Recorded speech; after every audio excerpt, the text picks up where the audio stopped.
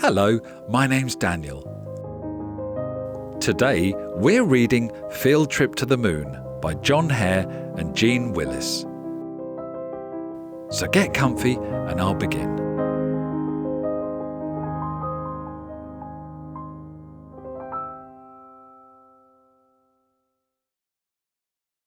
We saw them land in rocky sand, all sealed in silver suits.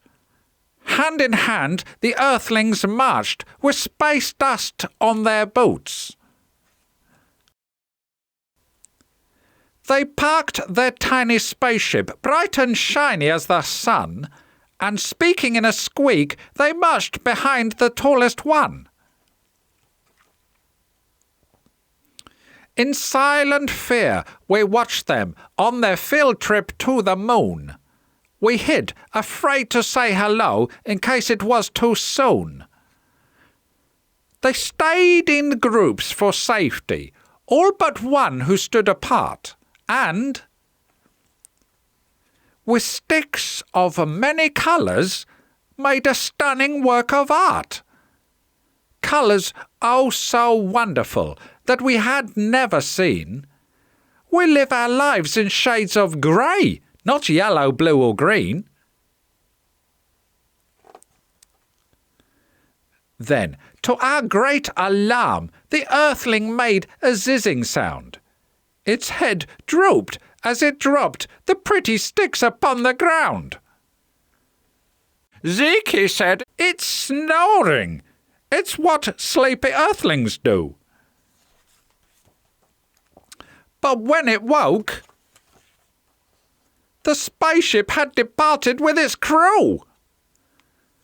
The earthling rang and whirled its arms, and with a frowny face, it called, "Come back!" Alas, its words got lost in outer space.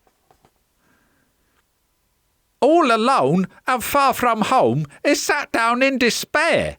It looked so sad, we didn't like to leave it sitting there.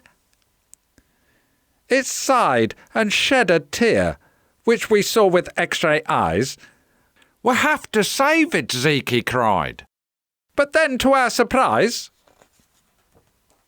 it gave the bravest smile, and with the green stick in its hand, it drew a many-coloured shape we did not understand. We crept up very quietly, as quickly as we dared. We called our friends to come and see and not to be so scared. Then Zeke sneezed, and to our shock, the earthling spun around. "It's Saurus!" So we hid behind a rock without a sound. It said, "Hello," and "Do you like this rainbow that I drew?" And we replied, "It's beautiful. Might we draw something too?"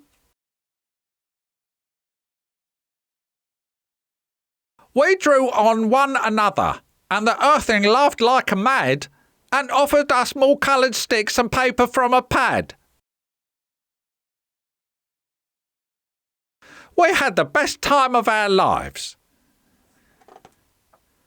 But in the afternoon, the shiny spaceship shuttled back and landed on the moon. The earthling looked so happy now that it was safe and sound. But the leader wasn't pleased with all the scribbles that he found. "It wasn't me," the earthling said. "The aliens drew those." "There's no such thing," the leader said, "as everybody knows."